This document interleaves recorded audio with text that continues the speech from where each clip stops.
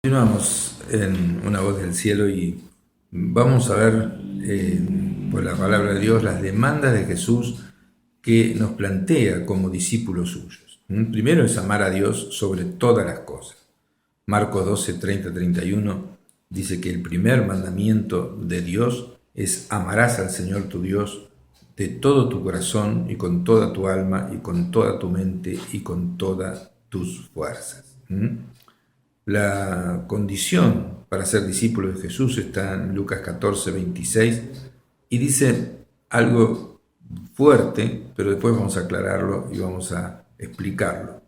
Dice, si alguno viene a mí y no aborrece a su padre y madre y mujer e hijos, a hermanos y hermanas y aún también su propia vida, no puede ser mi discípulo. Y el que no lleva su cruz y viene en pos de mí, no puede ser mi discípulo. Estas palabras hay que entenderlas en el contexto de la cultura hebrea y sus giros lingüísticos. La palabra de Dios no puede contradecirse y si tomamos literalmente este pasaje estaría en conflicto con el mandamiento de Dios de amar al padre y a la madre, ¿no? Y a la esposa, a los hijos, ¿no? Entonces la explicación es que este hebraísmo significa que solo que el amor de un discípulo de Jesús por él debe ser tan grande que su amor por sus familiares más cercanos podría compararse con el aborrecimiento.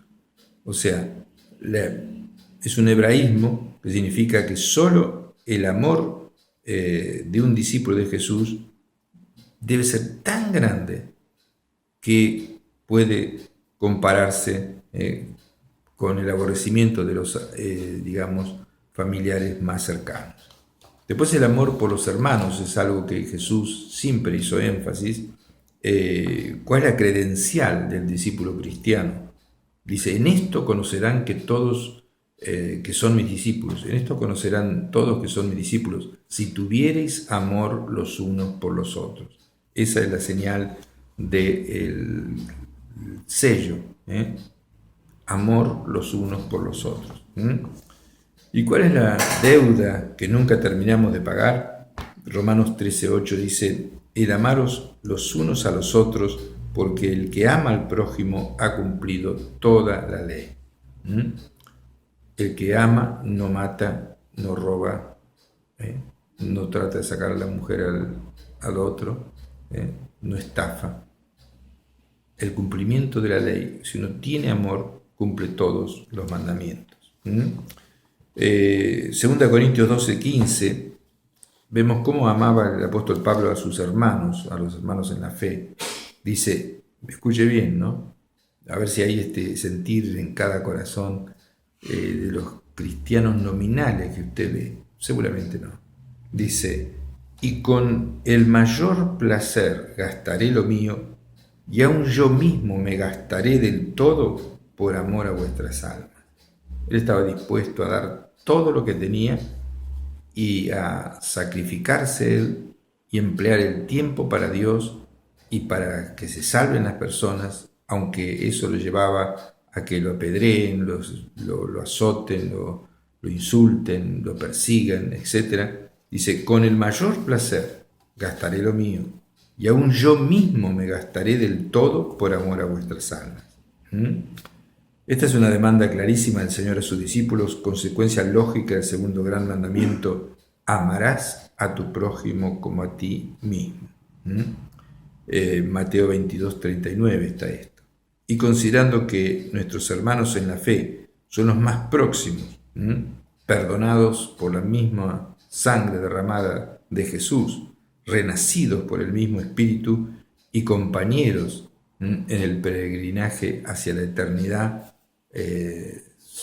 tienen que ser el objeto de principal amor nuestro.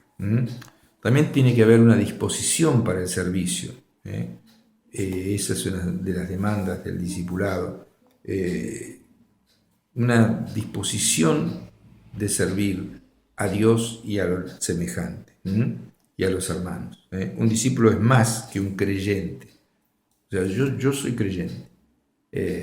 Yo soy católico, apostólico, romano. Yo soy luterano. Yo soy anglicano. No, pero no alcanza.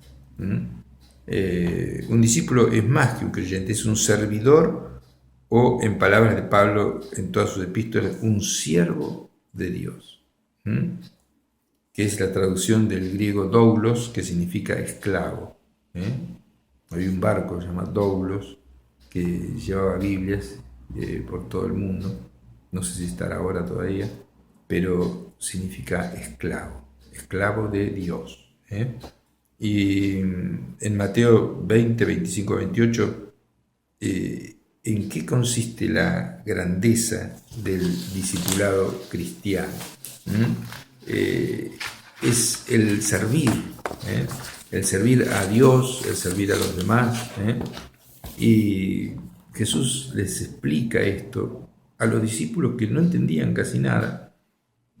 Le dice, llamándolo Jesús, les dijo: ustedes saben que los gobernantes de las naciones se enseñorean de ellas y los que son grandes ejercen sobre ellas la potestad, mas entre ustedes no será así, sino que el que quiera hacerse grande entre ustedes será vuestro servidor. Te ve, digamos, súper estrellas de la religión con ornamentos y todos arrodillándose delante de ellos. Eso es abominación. No se puede arrodillar una persona excepto delante de Dios. Y se acepta una persona que se arrodille. San Pedro, te lea en Hechos de los Apóstoles, cuando Cornelio se postró delante de San Pedro, lo levantó enseguida y dice: no, yo también soy hombre, no hagas eso. Eso es exactamente lo que no tenés que hacer. Tenés que adorar a Dios. Si estuviera San Pedro hoy, jamás permitiría que alguien se le arrodille. Él es un consiervo de nosotros. Entonces, entre ustedes no será así que uno resalte, sino que el que quiera hacerse grande entre ustedes será vuestro servidor. Y el que quiera ser el primero entre ustedes, yo lo voy a hacer vuestro siervo. Como el Hijo del Hombre, Jesús, estaba refiriendo al mismo, no vino para ser servido, sino para servir y para dar su vida en rescate por muchos. ¿Qué ejemplo nos ha dejado Jesús? Y él lavó los pies de los discípulos. Él les lavó los pies. Eso está en San Juan capítulo 13, versículo 13 al 17. Y él les dice así: ustedes me llaman maestro y señor. Señor es Dios, la autoridad máxima. Solamente se llamaba Señor al César de Roma. Era como el Dios. Ustedes me llaman Señor y dicen bien porque lo soy. El Señor sabía quién era. Pero si yo, el Señor y el Maestro de todos ustedes, les he lavado vuestros pies, ustedes también tienen que lavarse los pies los unos a los otros. Y esto no es literal de hacer una ceremonia como hacen algunas iglesias, que bueno, se ponen a lavar los pies una vez o dos por año o por mes. No, lavar los pies es mucho más profundo. Es servir a la otra persona por amor, animarla, alentarla, calmarla, guiarla. Eso es lavar los pies. No hacer una ceremonia, bueno, para demostrar humildad públicamente. Hay algunas iglesias que lo hacen.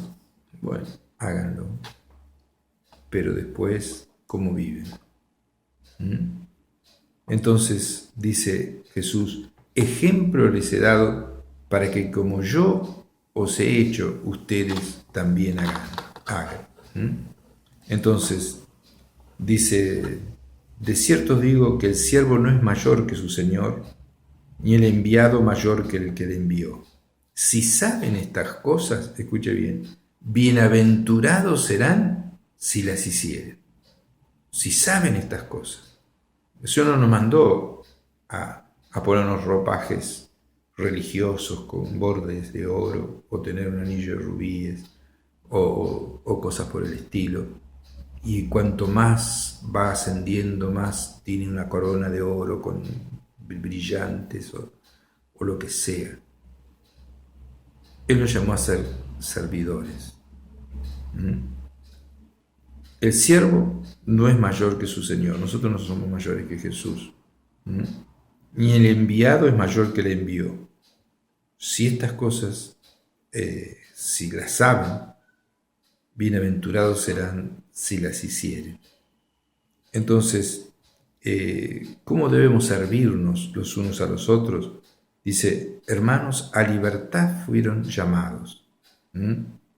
Solamente que esa libertad no la usen para ocasión de los deseos carnales, sino sírvanse por amor los unos a los otros. Sírvanse por amor los unos a los otros.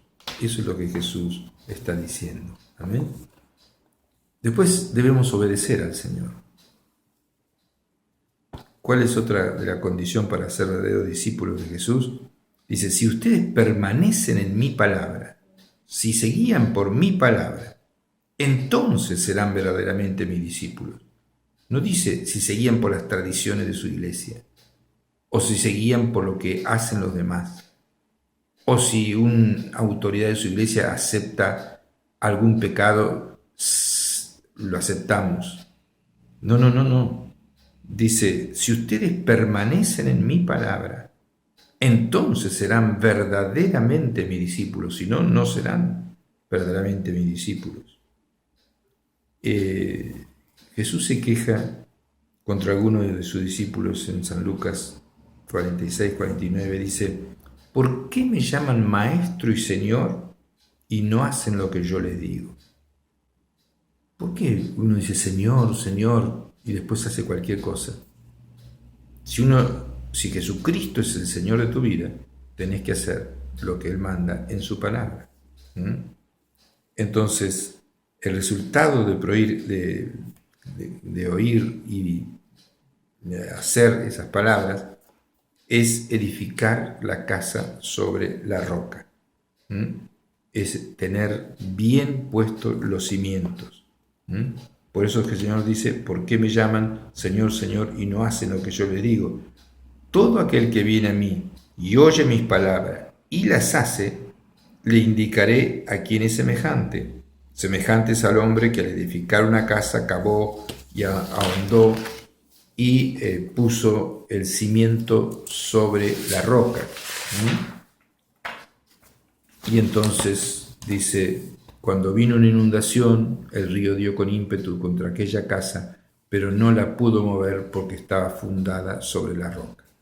Usted tiene que fundar su fe sobre lo que dice la palabra de Dios. Si creemos en Cristo y le amamos, debemos obedecerle de la misma manera en que creemos en nuestros padres y les obedecemos porque los amamos, aunque no tengamos otra prueba tangible de lo que sean realmente, sino solo nuestro instinto filial, fe, y nuestra gratitud y sus cuidados y amor. Por sus cuidados y amor. La desobediencia fue un ingrediente básico en el pecado de Adán y es uno de los rasgos que más resalta de la naturaleza humana caída. Por eso Dios demanda obediencia a los que le aman, lo cual debe ser un rasgo característico de sus vidas y especialmente en los que quieren ser genuinos discípulos del Señor. Fe y obediencia deben ir siempre juntas. Usted quiere ser un genuino discípulo del Señor, deje de lado toda tradición y toda cosa que ha aprendido en su religión cristiana y básese en la palabra de Dios. Sáquelo como madera, heno o hojarasca, que son cosas que se quemen, y quédese con las enseñanzas de Jesús, aunque le cambien un poco el esquema, aunque contradigan algo de la tradición de su iglesia, pero vaya a las Escrituras, apréndasela. Y le recomiendo, lea, aunque sea una vez, el Nuevo Testamento de punta a punta y se va a asombrar de lo mal que anda, el cristianismo en general, y cuánto le estamos errando y cuántas cosas se hacen que desagradan a Dios. Vamos a un corte.